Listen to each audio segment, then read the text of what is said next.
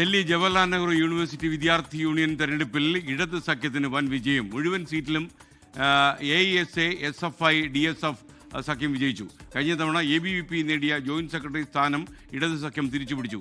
Vice president സ്ഥാനം മലയാളിയായ K. ഗോപികയ്ക്ക്. Delhi JNU ക്യാമ്പസിൽ നിന്ന് അച്യുതന്റെ റിപ്പോർട്ട്.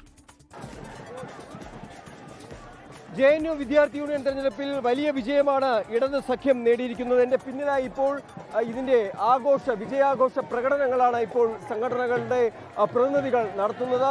വലിയ വിജയമെന്ന് പറയുമ്പോൾ വൈസ് പ്രസിഡന്റ് സ്ഥാനത്തേക്ക് മത്സരിച്ച മലയാളി കൂടിയായിട്ടുള്ള ഗോപിക നേടിയത് മൃഗീയ ഭൂരിപക്ഷമായിരുന്നു എന്നതാണ് ഏറെ ശ്രദ്ധേയം. 8 വർഷത്തിന് ശേഷമാണ് വൈസ് പ്രസിഡന്റ് സ്ഥാനത്തേക്ക് ഒരു മലയാളി ഇത്തവണ എത്തുന്നത്. അതായത് വീണ്ടും JNUവിൻ്റെ ക്യാമ്പസ് ചെങ്കോട്ടയായി തീർന്നിരിക്കുന്നു എന്ന് തന്നെ പറയാൻ കഴിയും. ഇതിൽ പ്രസിഡന്റ് സ്ഥാനത്തേക്ക് ഐസയുടെ അതിഥി മിശ്രയാണ് വിജയിച്ചത്. ഒപ്പം തന്നെ വൈസ് പ്രസിഡന്റ് സ്ഥാനത്തേക്ക് മലയാളിയായിട്ടുള്ള ഗോപിക വിജയം കരസ്ഥമാക്കി. ജോയിന്റ് സെക്രട്ടറിയായി ഐസയുടെ ഡാൻ ശൈലിയായിരുന്നു മത്സരിച്ചത്.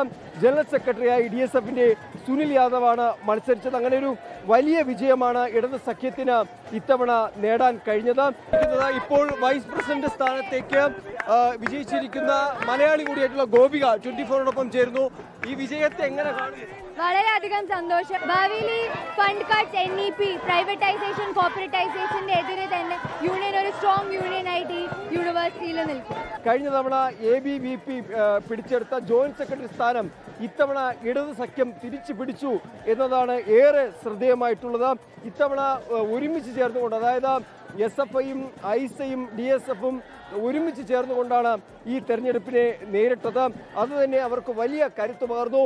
ദേശീയ വിദ്യാഭ്യാസ നയത്തിനെതിരെ കൃത്യമായ നിലപാട് സ്വീകരിച്ചുകൊണ്ടായിരുന്നു ഈ കാലയളവിൽ തെരഞ്ഞെടുപ്പ് പ്രചാരണം വരെ നടത്തിയത്. എന്തായാലും വീണ്ടും JNU ക്യാമ്പസ് അത് ചെങ്കോട്ടയായി തീർന്നിരിക്കുന്നു.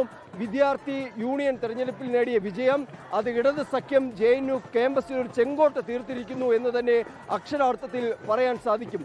ക്യാമറമാൻ ജോഗേഷ് സിംഗിനോടൊപ്പം അച്യുതൻ, 24 ഡൽഹി.